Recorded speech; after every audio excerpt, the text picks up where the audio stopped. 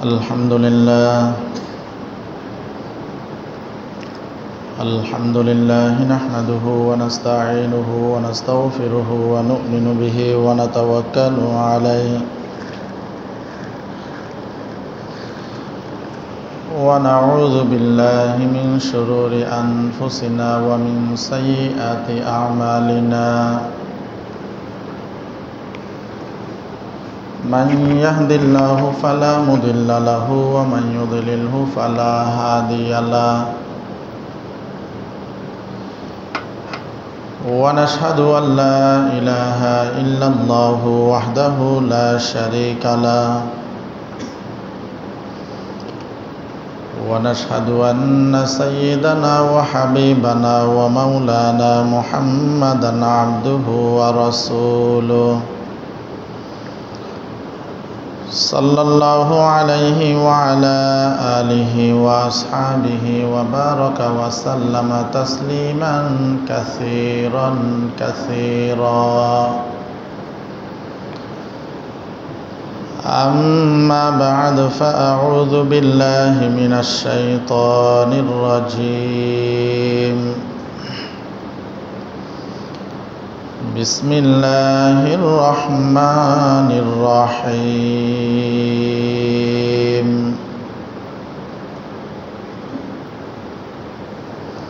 ولكل أمة جعلنا منسكا ليذكروا اسم الله على ما رزقهم من بهيمة الأنعام فإلهكم إله واحد فله أسلموا وبشر المخبتين وقال تعالى فصل لربك وانحر قال النبي صلى الله عليه وسلم إنما الأعمال بالنيات وقال النبي صلى الله عليه وسلم أخلص دينك يكفيك العمل القليل أو كما قال النبي عليه الصلاة والسلام محمد الشهيد درود شريف اللهم صل على محمد وعلى آل محمد كما صليت على إبراهيم وعلى آل إبراهيم إنك حميد مجيد اللهم بارك على محمد وعلى آل محمد كما باركت على إبراهيم وعلى آل إبراهيم إنك حميد مجيد الحمد لله মহান রব্বুল আলামিনের দরবারে অসংখ্য অগণিত শুকরিয়া যে মহান রব্বুল আলামিন আমাদেরকে পবিত্র জিলহজ মাসের 9 তারিখ দ্বিতীয়তম জুমার নামাজ পড়ার উদ্দেশ্যে মসজিদে আসার বসার যার যতটুকু সম্ভব হয়েছে ইবাদত বন্দেগী করার ফল প্রতি জুমার নিয়ে সংক্ষিপ্ত সময়ে কিছু কথা বলার নিয়তে শোনার নিয়তে আল্লাহ রব্বুল আলামিন একত্রিত হওয়ার তৌফিক দান করেছেন শুকরিয়া আদায় করি আলহামদুলিল্লাহ লক্ষ কোটি দরুদ ও সালামের হাদিয়া তাজদারে মদিনা সৈয়দুল মুরসালিন ইমামুল আম্বিয়া খাতামুন নবিয়্যিন রাহমাতুল লিল আলামিন শাফিউল মুজনবিন সাহেবে কাউসার জনাব মুহাম্মদুর রাসূলুল্লাহ সাল্লাল্লাহু আলাইহি ওয়াসাল্লামের উপর আমি খুতবার শুরুতে কোরআনুল কারীমের সূরা হজ্জের 34 নম্বর আয়াতে কারিমা তেলাওয়াত করেছি এবং সূরা কাউসারের শেষ আয়াত তেলাওয়াত করেছি নবীজি সাল্লাল্লাহু আলাইহি ওয়াসাল্লামের অসংখ্য অগণিত হাদিস শরীফ থেকে দুইটি ছোট্ট ছোট্ট হাদিস শরীফ তেলাওয়াত করেছে। আল্লাহ রাব্বুল আলামিন তৌফিক দান করলে কোরআন এবং হাদিসের আলোকে সংক্ষিপ্ত সময়ে এমন কিছু কথা বলার জন্য চেষ্টা করব যে কথাগুলো বললে শুনলে আমাদের আপনাদের সকলের উপকার হবে। আল্লাহ তাআলা আমাদেরকে বলা এবং ধৈর্য সহকারে শোনার তৌফিক দান করুক, আমিন। আল্লাহ রাব্বুল আলামিন আমাদেরকে অসংখ্য অগণিত নিয়ামত দান করেছেন।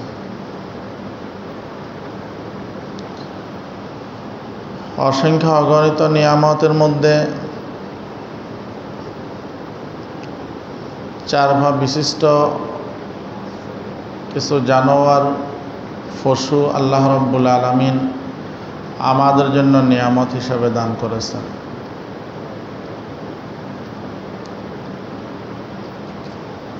নিয়ামত পাওয়ার পরে নিয়ামতের শুকরিয়া আদায় করা, এটা হইল বান্দার কাজ। নিয়ামতের শুকরিয়া আদায় করলে আল্লাহ রাব্বুল আলামিন নিয়ামতের মধ্যে বরকত দেয়। নিয়ামতের নাশুকরি করলে আল্লাহ রাব্বুল আলামিন নিয়ামত ছিনিয়ে নিয়ে যায়। কখনো কখনো কঠিন শাস্তির মধ্যেও গ্রেফতার করে।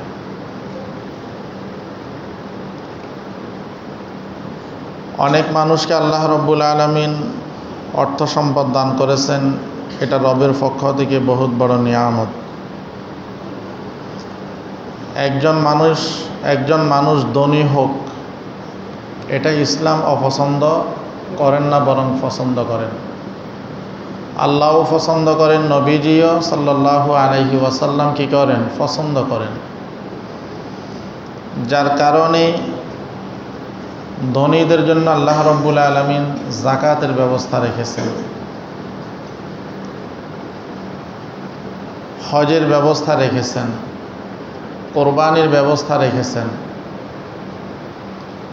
বোঝা গেল একজন মানুষ যদি ধনী হইতে চায় বৈধভাবে, এটা ইসলাম কখনো তাকে বাধা দেয় না, বরং ইসলাম তাকে যাকাত, হজ, কোরবানি ইত্যাদির মাধ্যমে উৎসাহিত করে যে তুমি যাকাত দাও, তোমার মাল বরকত হবে, মালের মধ্যে পবিত্রতা আসবে, মাল হেফাজত হবে। তুমি হজ করো, আল্লাহ রাব্বুল আলামিন তোমার মালের মধ্যে বরকত দিবেন, তোমাকে আল্লাহ রাব্বুল আলামিন ধনী বানাই দিবেন। তুমি দান সদকা করো, আল্লাহ রাব্বুল আলামিন তোমার মালের হেফাজত করবেন, তোমাকে হেফাজত করবেন, বিভিন্ন বলা মুসিবত থেকে হেফাজত করবেন। পরকালে তোমার এই দান তোমার জন্য কঠিন পরিস্থিতিতে ছায়া হবে, নাজাতের ব্যবস্থা হবে, ইত্যাদি ইত্যাদি। তা একজন মানুষ যদি টাকাওয়ালা পয়সাওয়ালা ধনী হয়, তো এটা আল্লাহ রাব্বুল আলামিনের পক্ষ থেকে নিয়ামত। এই নিয়ামতের কদর আমাদেরকে করা লাগবে।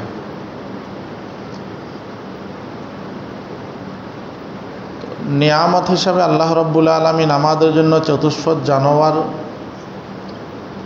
দান করেছেন, এবং দান করার পরে এগুলো আমাদের অবাধ্য নয়, বরং আল্লাহ রাব্বুল আলামিন আমাদের কি করে দিয়েছেন? বাধ্য করে দিয়েছেন, আমাদের বশ করে দিয়েছেন। যার কারণে অনেক বড় বড় গরু বলেন, মহিষ বলেন, ওট বলেন, এগুলাকে আল্লাহ রাব্বুল আলামিন এমন বশ করে দিয়েছেন যে ছোট ছোট বাচ্চারা পর্যন্ত এগুলো লালন পালন করে। বিশেষ করে কোরবানির সৃজন যখন আসে, আমরা বিভিন্ন সময় দেখি যে কোরবানির পশু উনি লালন পালন করতে গিয়ে এতটাই মায়ায় পড়ে গেছেন, উনি কোরবানির পশু বিক্রি করে বাড়ির মধ্যে এসে কান্নাকাটি করতেছেন, পশুর হাটের মধ্যে কান্নাকাটি করতেছেন। ছোট্ট বাচ্চা, দীর্ঘদিন একটা গরু লালন পালন করছেন, তার মধ্যে একটা মায়া বসে গেছে।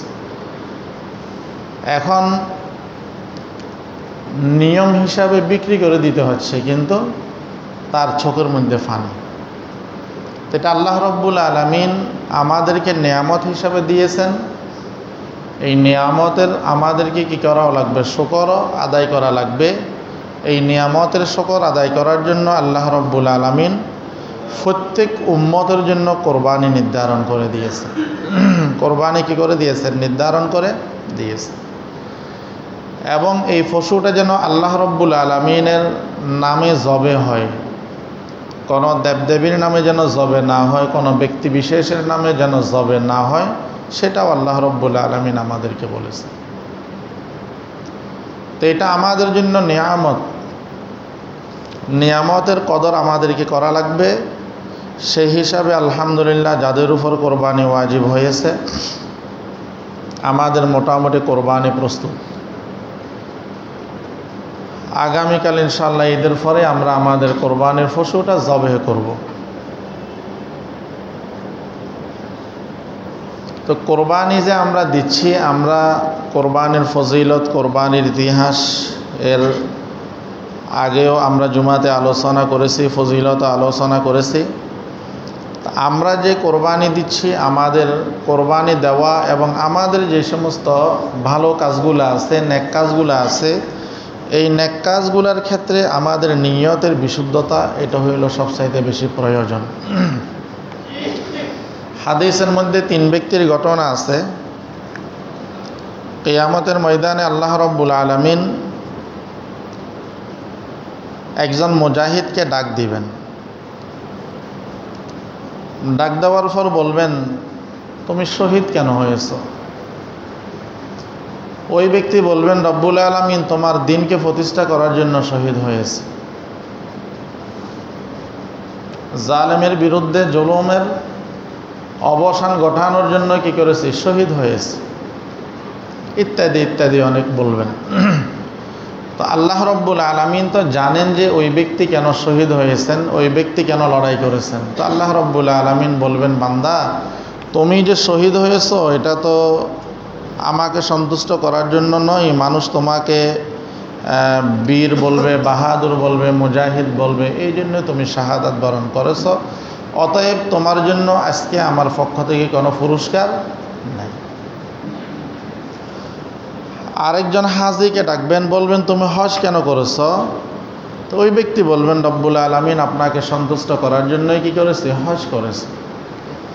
তা একজন মানুষ যে কোনো কাজ করুক, প্রকাশ্যে অথবা গোপনে, এটা দেখেন একমাত্র আল্লাহ।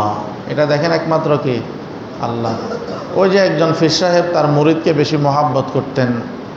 তো অন্য মুরিদদের মনে প্রশ্ন জাগলো যে এই মুরিদটাকে আমরা একটু কম দেখতে পারি, কিন্তু আমাদের পীর সাহেব তাকে বেশি মহাব্বত করেন কেন?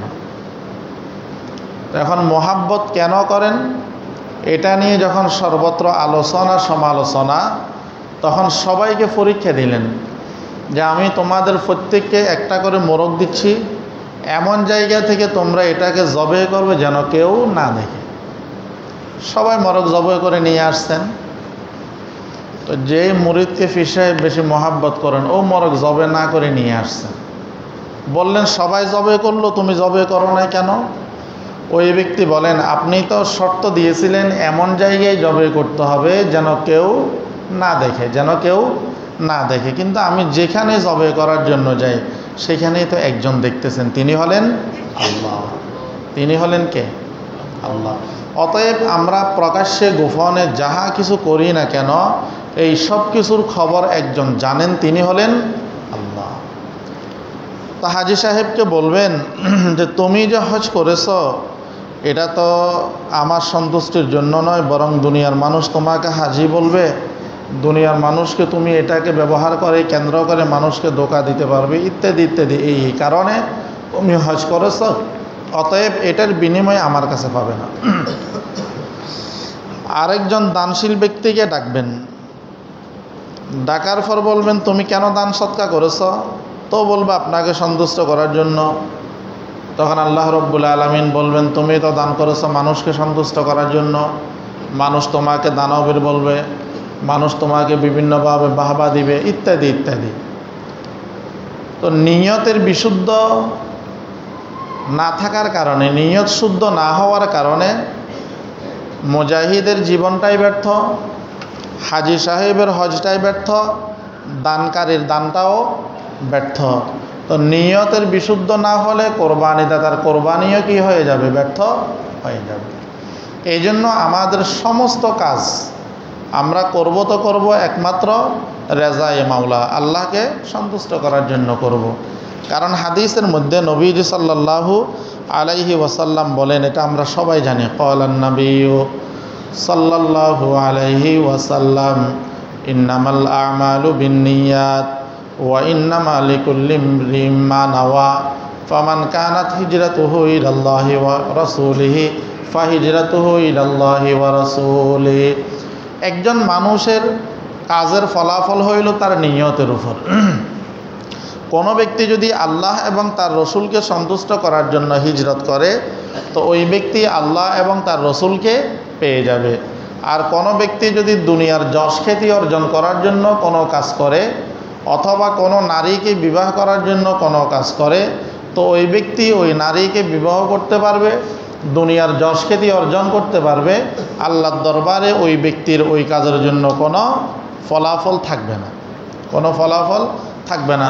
এই জন্য আমাদের যত ধরনের কাজ থাকবে, যত নেক কাজ থাকবে, সমস্ত নেক কাজের উদ্দেশ্য হইল রেজায়ে মাওলা, আল্লাহকে সন্তুষ্ট করার জন্য। এবং এটা আমাদের একটা ঈমানের পরীক্ষা। আল্লাহ রব্বুল আলামিন আমাদেরকে অর্থ সম্পদ দিয়ে আমাদের উপর যাকাত ফরজ করে, হজ ফরজ করে, আল্লাহ রব্বুল আলামিন কোরবানি ওয়াজিব করে, তা আমাদের থেকে আল্লাহ রব্বুল আলামিন পরীক্ষা নেন। কারা এই পরীক্ষার মধ্যে উত্তীর্ণ হইতে পারে? কারা এই পরীক্ষার মধ্যে উত্তীর্ণ হইতে পারে? যেমন পৃথিবীর মধ্যে সবচাইতে বেশি পরীক্ষা করেছেন আল্লাহ রব্বুল আলামিন সমস্ত নবী রসুলদেরকে। সমস্ত নবী রসুলদেরকে সবচাইতে বেশি কি করেছেন? পরীক্ষা করেছেন। এই জন্য হাদিসের মধ্যে আছে, নবীজি বলেন, আসাদুন নাসি বলাইল আম্বিয়া সুম্মাল আমসাল ইলা আখিরিল হাদিস, যে পৃথিবীর মধ্যে আল্লাহ রব্বুল আলামিন সবচাইতে বেশি পরীক্ষা নিয়েছেন নবীদের থেকে। যেমন আদম আলাইহিস সালাতু ওয়াস সালামকে আল্লাহ রব্বুল আলামিন জান্নাতে রেখেছেন, একটা কাজের মাধ্যমে জান্নাত থেকে আল্লাহ রব্বুল আলামিন বের করে দিয়েছেন, এটাও আল্লাহ রব্বুল আলামিনের একটা সিদ্ধান্ত। এরপরে হাওয়া আলাইহিস সালাম, আদম আলাইহিস সালাতু ওয়াস সালাম, এই দুইজনের মধ্যখানে দীর্ঘদিন আল্লাহ রব্বুল আলামিন দূরত্ব রেখেছেন, লম্বা ঘটনা। সর্বশেষ আল্লাহ রব্বুল আলামিনের দরবারে দোয়া করতে করতে করতে করতে কোনো এক সময় আল্লাহ রব্বুল আলামিন দোয়া কবুল করেছেন। আদম আলাইহিস সালাতু ওয়াস সালাম আল্লাহর দরবারে দোয়া করেছেন, রব্বানা যালামনা আনফুসানা ওয়া ইল্লাম তাগফির লানা ওয়া তারহামনা লানাকুনান্না মিনাল খাসিরিন, দোয়া করেছেন। তো একটা সময় আল্লাহ রব্বুল আলামিন আদম আলাইহিস সালাতু ওয়াস সালাম এবং হাওয়া আলাইহিস সালামকে একত্রিত করেছেন।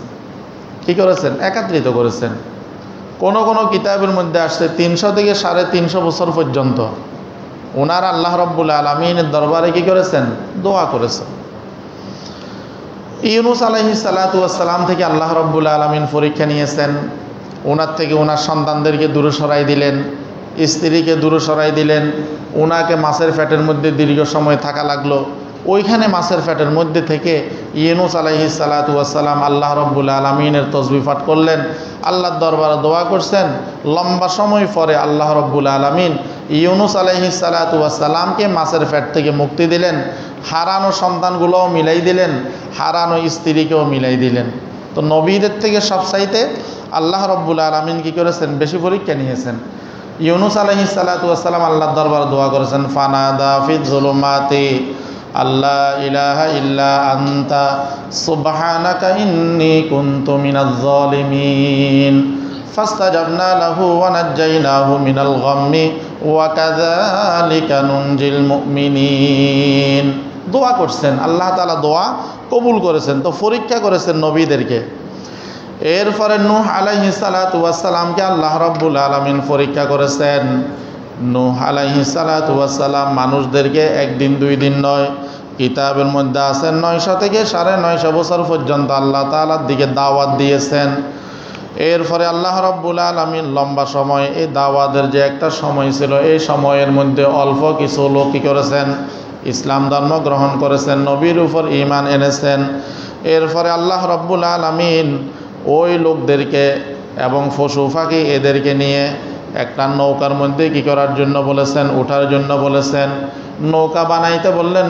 নূহ আলাইহিস সালাতু ওয়াস সালাম শুকনা জায়গার মধ্যে নৌকা বানাইতেছেন। ওইটা নিয়েও এলাকার লোকজন হাসাহাসি করতেছে। কীভাবে হযরত নূহ আলাইহিস সালাতু ওয়াস সালাম থেকে পরীক্ষা নিয়েছেন। নূহ আলাইহিস সালাতু ওয়াস সালাম নৌকা বানানোর পরে ওই নৌকার মধ্যে ওই এলাকার দুষ্ট লোকগুলো কি করলেন, পায়খানা করে একেবারে নৌকার মধ্যে ভরাই দিলেন। কোনো এক সময় কিতাবের মধ্যে আসছে একজন লোক ওই নৌকার মধ্যে পায়খানা করার জন্য আসছেন, মলত্যাগ করার জন্য আসছেন। তো ওই লোকটা অসুস্থ ছিল, কুষ্ঠরোগী ছিল। ওই লোকটা পায়খানা করতে এসে যখন ওই নৌকার মধ্যে পড়ে গেলেন, তার মধ্যে যে রোগটা ছিল ওই রোগটা দূর হয়ে গেল। এটা আল্লাহ তাআলার একটা হিকমত যে তোমরা এলাকার মানুষগুলো নূহ আলাইহিস সালাতু ওয়াস সালাম এইখানে নৌকা কেন বানাইতেছে এইটা নিয়ে তোমরা ঠাট্টা বিদ্রুপ করেছ।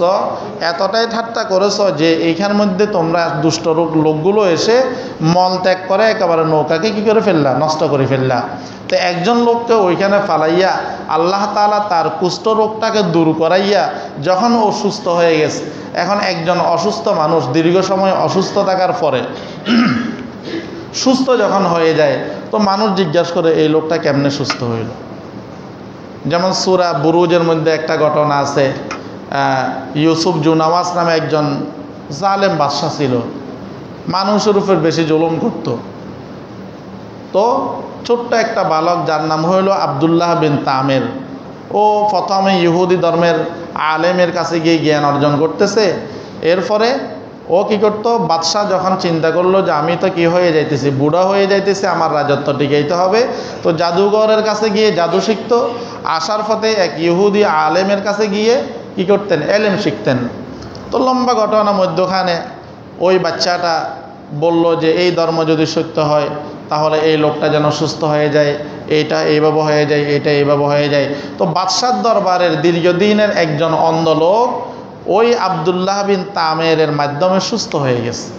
কি হয়ে গেছে, সুস্থ হয়ে যাওয়ার পর চতুর্দিকে খবর ছড়াই গেল, হাইরে ছেলেটা বয়স কম হইলেও তার মধ্যে তো অনেক কিছু আছে। এরপর বাদশাহ ওই যুবকটাকে ধরে নিয়ে গেলেন। লম্বা ঘটনা, ওইদিকে আমরা না যাই। তো হযরত নূহ আলাইহিস সালাতু ওয়াস সালামের নৌকার মধ্যে এলাকার লোকজন এসে যখন বাথরুম করলো, ময়লা ত্যাগ করলো, ওইখানে একটা লোক পড়ে যখন সুস্থ হয়ে গেছে, এখন এলাকার অন্যান্য লোকগুলো ওইগুলো বরকত মনে করে ওই নৌকা থেকে পরিষ্কার করা শুরু করে দিয়েছে। যেমন আমাদের সমাজের মধ্যে অনেক সময় দেখা যায় রাত 2টা-3টার মধ্যে মানুষ বাঁশ গাছের জোড়ের মধ্যে ওইখানে বিটকিরি কি হয়েছে, বাঁশ গাছ থেকে নাকি ফানি বের হচ্ছে, ওইগুলো ফান করলে নাকি মানুষ সুস্থ হয়ে যাইতেছে। এই যে অদ্ভুত অদ্ভুত কিছু বিষয় আমাদের সামনে মাঝে মধ্যে চলে আসে। কখনো কখনো দেখা যায় ফাঁকিরা বিভিন্ন গোড়া নিয়ে যাইতেছে, ফতের মধ্যে পড়ে গেছে, ওইগুলোকে করোনা ভাইরাসের রোগ মুক্তির কারণ মনে করে ওইগুলো তালাশ করে করে খাইতেছে। তো এখন এই মানুষগুলো মনে করছে এগুলাই মনে হয় রোগ মুক্তির ঔষধ। এরা কি করছেন, একেবারে নৌকার মধ্যে যা ময়লা ছিল সবগুলা নিয়ে গিয়ে একবারে নৌকা সহ ধুয়ে কি করে ফেললেন, পরিষ্কার করে ফেললেন। তো বলতে চাইছিলাম, তা আল্লাহ তাআলা নবীদেরকে বেশি পরীক্ষা করছেন। আল্লাহ তাআলা নবীদেরকে কি করেছেন, বেশি পরীক্ষা করছেন লম্বা সময়। এরপরে মহাপ্লাবন হলো। এরপরে হযরত মূসা আলাইহিস সালাতু ওয়াস সালামকে আল্লাহ তাআলা পরীক্ষা করলেন ফেরাউনের বিভিন্নভাবে, ফেরাউনের মাধ্যমে। ইব্রাহিম আলাইহিস সালাতু ওয়াস সালামকে অনুরূপভাবে আল্লাহ রাব্বুল আলামিন অনেক পরীক্ষা করেছেন। কখনো নমরুদের আগুনের মধ্যে নিক্ষেপ করে আল্লাহ রাব্বুল আলামিন কি নিয়েছেন, পরীক্ষা নিয়েছেন। কখনো আল্লাহ রাব্বুল আলামিন হযরত ইব্রাহিম আলাইহিস সালাতু ওয়াস সালামকে লম্বা সময় সন্তান না দিয়ে পরীক্ষা নিয়েছেন। আল্লাহ রাব্বুল আলামিন আবার দীর্ঘ একেবারে বয়োবৃদ্ধ অবস্থায় প্রায় 90 বছর বয়সে আল্লাহ রাব্বুল আলামিন হযরত ইব্রাহিম আলাইহিস সালাতু ওয়াস সালামকে সন্তান দিলেন। এই বয়সে সন্তান দেওয়ার পরে আল্লাহ বললেন যে হে ইব্রাহিম, তুমি তোমার সন্তান এবং তোমার স্ত্রীকে ওই যে বাইতুল্লাহর পাশে মরুভূমির মধ্যে রেখে আসো। এত বছর পরে সন্তান হওয়া এবং এই সন্তানকে বাবার আদর যত্ন থেকে অনেক দূরে রেখে আসা, এগুলো তো অনেক বড় বড় পরীক্ষা। আচ্ছা, এরপরে সন্তানকে সেখানে রেখে আসলেন। সন্তান এবং সন্তানের মাকে রেখে আসার পরে যখন সন্তানটা লালন পালন করতে করতে একটু চলার মতো, হাঁটা চলার মতো বয়স হইল, তখন আল্লাহ রব্বুল আলামিন আবার আদেশ দিলেন, তুমি তোমার প্রিয় বস্তুকে আল্লাহর জন্য কোরবানি দাও। তুমি তোমার প্রিয় বস্তুকে আল্লাহর জন্য কোরবানি দাও। অনেকগুলো উট কোরবানি দিলেন। সর্বশেষ নিজের প্রিয় বস্তু একমাত্র সেটা চিন্তা করলেন, আমার সবচাইতে প্রিয় তো হইল আমার সন্তান ইসমাইল। এরপরে ইসমাইল আলাইহিস সালাতু ওয়াস সালামকে কোরবানি দেওয়ার জন্য নিয়ে গেল। তো আল্লাহ রব্বুল আলামিন নবীদের থেকে সবচাইতে কী করেছেন? বেশি পরীক্ষা নিয়েছেন, এবং নবীরা পরীক্ষার মধ্যে উত্তীর্ণও হয়েছেন। নবীরা পরীক্ষার মধ্যে কী হয়েছেন? উত্তীর্ণ হয়েছেন। ইব্রাহিম আলাইহিস সালাতু ওয়াস সালাম নিজের সন্তানকে জবে করার জন্য নিয়ে গেলেন। আমরা যে এই যে আজকে ফজর থেকে যে তাকবীরে তাশরিক শুরু করলাম, আল্লাহু আকবার, আল্লাহু আকবার, লা ইলাহা ইল্লাল্লাহু আল্লাহু আকবার ওয়ালিল্লাহিল হামদ, আল্লাহু আকবার, লা ইলাহা ইল্লাল্লাহু আল্লাহু আকবার ওয়ালিল্লাহিল হামদ। তাকবীর এটা হইল আরবি শব্দ, যেটা বাবে তফঈলের মাসদার, আরবি গ্রামার, যার অর্থ হইল শ্রেষ্ঠত্বের ঘোষণা দেয়া। আর তাশরিক এটা বাবে তফঈলের মাসদার, যার অর্থ হইল সূর্যের আলোতে গোস্ত শুকানো। যার অর্থ হইল সূর্যের আলোতে গোস্ত শুকানো। তৎকালীন সময়ে আরবরা তাদের কোরবানির গোস্তগুলোকে ঈদের দিন, ঈদের যে 3 দিন আছে, এই 3 দিন এরা কি করতেন? সূর্যের আলোতে অর্থাৎ রোদে এরা গোস্তগুলো শুকাইতেন। এই জন্য এই দিনগুলাকে আইয়ামে তাশরিক বা গোস্ত শুকানোর দিন বলা হয়। আইয়ামে তাশরিক বা গোস্ত শুকানোর দিন বলা হয়। আর ইসলামী পরিভাষার মধ্যে বলা হয় নির্ধারিত দিনসমূহের প্রত্যেক ফরজ নামাজের পরে একবার তাকবীরে তাশরিক বলাটা হইল ওয়াজিব। নির্ধারিত দিন যেমন 9 তারিখের ফজর থেকে 13 তারিখের আসর পর্যন্ত প্রায় 23 ওয়াক্ত নামাজ। এই 23 ওয়াক্ত ফরজ নামাজের পরে পুরুষরা জোরে আসতে বললে ওয়াজিব আদায় হবে না।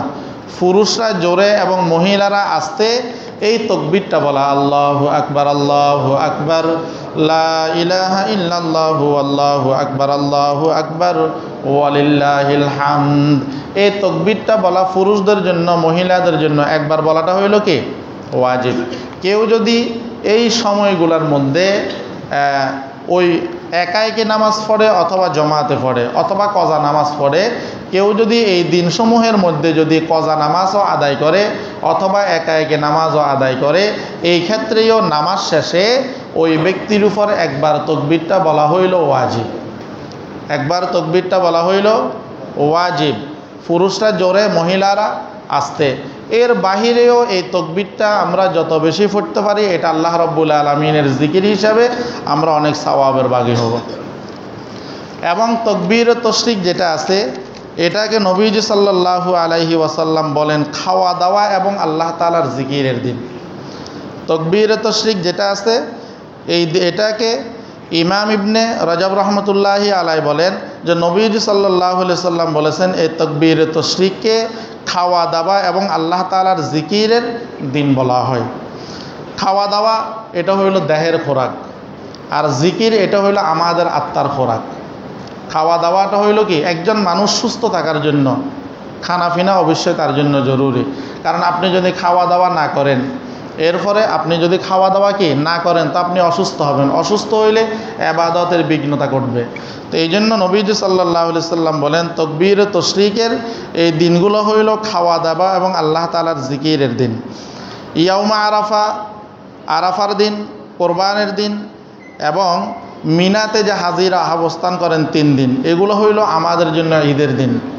এগুলো হইল আমাদের জন্য কিসের দিন? ঈদের দিন। নামাজের প্রত্যেক ফরজ নামাজের পরে তাকবীর বলা, প্রত্যেক ফরজ নামাজের পরে এই তাকবীরে তাশরিকের মধ্যে আমাদের করণীয় হইল 1 নম্বর হইল প্রত্যেক ফরজ নামাজের পরে কি বলা? তাকবীর বলা। 2 নম্বর হইল কোরবানি যাদের উপর ওয়াজিব এবং হাজী সাহেবরা এই দিনসমূহের মধ্যে পশু জবে করা। কারণ হাদিসের মধ্যে নবীজি বলেন কোরবানির দিনসমূহের মধ্যে সবচাইতে উত্তম আমল হইল আল্লাহর নামে কী করা? পশু জবে করা। এরপরে এই দিনগুলোর মধ্যে যে আমরা খাওয়া দাওয়া শুরু করি শেষ করি, এই শুরু এবং শেষে আল্লাহ তাআলার কী করা? জিকির করা। জিকির মানে দোয়া পড়া। খানা শুরুতে দোয়া আছে, শেষে দোয়া আসে। এরপরে হাজি সাহেবরা যে কঙ্কর নিক্ষেপ করেন, শয়তান বড় মেজ ছোট এদেরকে যে কঙ্কর নিক্ষেপ করেন, ওই সময়ও এরা কি করেন? জিকির করেন। জিকির করা অর্থাৎ আল্লাহর নামে কঙ্করগুলো নিক্ষেপ করা। এর বাহিরেও আমরা যে কোনো সময় কি করতে পারি? এই তাকবীরটা এবং আল্লাহ রাব্বুল আলামিনের গুণবাচক নেন যে নামগুলো আছে এগুলো আমরা বলতে পারি। তো তাকবীর ও তাশরিক যেটা আছে এটা কীভাবে আসলো? ইব্রাহিম আলাইহিস সালাতু ওয়াস সালাম যখন নিজের সন্তান ইসমাইল আলাইহিস সালাতু ওয়াস সালামকে জবেহ দেওয়ার জন্য শোয়াইয়া ছুরি চালাইতেছেন, তো আল্লাহ রাব্বুল আলামিন হযরত জিবরাইল আলাইহিস সালাতু ওয়াস সালামকে বলেন, জান্নাত থেকে একটা দুম্বা নিয়ে ইব্রাহিম আলাইহিস সালাতু ওয়াস সালামের ছুরি নিয়ে দিয়ে দাও, ইসমাইলকে সরাই দাও। তো জান্নাত নিয়ে দুম্বা নিয়ে আসতেছে, ইব্রাহিম আলাইহিস সালাতু ওয়াস সালামের এই দৃশ্যটা দেখে বাবা তার সন্তানকে জবেহ দিচ্ছে, তো জিবরাইল আলাইহিস সালাতু ওয়াস সালাম আশ্চর্য হয়ে এই দৃশ্যটা দেখে বললেন, আল্লাহু আকবার, আল্লাহু আকবার। জিবরাইল আলাইহিস সালাতু ওয়াস সালামের এই শব্দগুলো শুনে ইব্রাহিম আলাইহিস সালাতু ওয়াস সালাম বলেন, লা ইলাহা ইল্লাল্লাহু ওয়াল্লাহু আকবার। এরপরে ইসমাইল আলাইহিস সালাতু ওয়াস সালাম ইব্রাহিম আলাইহিস সালাতু ওয়াস সালামের এই কালিমাটা শুনে এবং যখন দেখলেন উনি জবে না হয়ে দুম্বা জবে হয়ে গেলেন, তখন উনি বললেন, আল্লাহু আকবার ওয়ালিল্লাহিল হামদ। তো আল্লাহ রাব্বুল আলামিনের কাছে ইব্রাহিম এবং ইসমাইল আলাইহিস সালামের এই কাজগুলো ভালো লেগেছে বিদায় এগুলো আমাদের জন্য ওয়াজিব করে দিয়েছেন। যেমন শয়তানকে পাথর নিক্ষেপ করেছেন, যখন যাইতেছেন মিনাতে যাওয়ার সময় শয়তান যে কয় জায়গায় ধোঁকা দেওয়ার জন্য চেষ্টা করেছেন, ওই কয় জায়গায় পাথর নিক্ষেপ করা হাজিদের জন্য ওয়াজিব করে দিয়েছেন। এই জন্য ভাই কোরবানি এটা ফজিলতপূর্ণ, এটা একটা ইবাদত। আমরা যারা দিচ্ছি তা আলহামদুলিল্লাহ দিচ্ছি, আমরা নিয়তকে বিশুদ্ধ করব। আল্লাহ তাআলা আমাদের সবাইকে তৌফিক দান করুক, আমিন। আর কোরবানির চামড়ার বিষয়ে আমাদের আশেপাশে মাদ্রাসা যেগুলো আছে, দোয়াজিপাড়া মাদ্রাসা আছে, ফকিরহাট মাদ্রাসা আছে, বিশেষ করে ওনারা কোরবানির চামড়াগুলো তোলে। তো আমরা চেষ্টা করব মাদ্রাসাকে দিয়ে দেওয়ার জন্য, কারণ এটা যদি বিক্রি করতে যান অনেক সময় বেয়ারি যারা আছে, ক্রেতা যারা আছে, দরদাম করতে হয়, ওদের থেকে টাকা নিতে হয়, আবার টাকাগুলো ভাগ বন্টন অনেক ঝামেলা আছে। তো দোয়াজিপাড়া মাদ্রাসা থেকে আমাদের একজন উস্তাদ আসছেন, উনি আপনাদেরকে সংক্ষিপ্ত কথা বলবেন। এরপরে আমরা কবলার জুমা পড়ে ইনশাল্লাহ আমরা আমাদের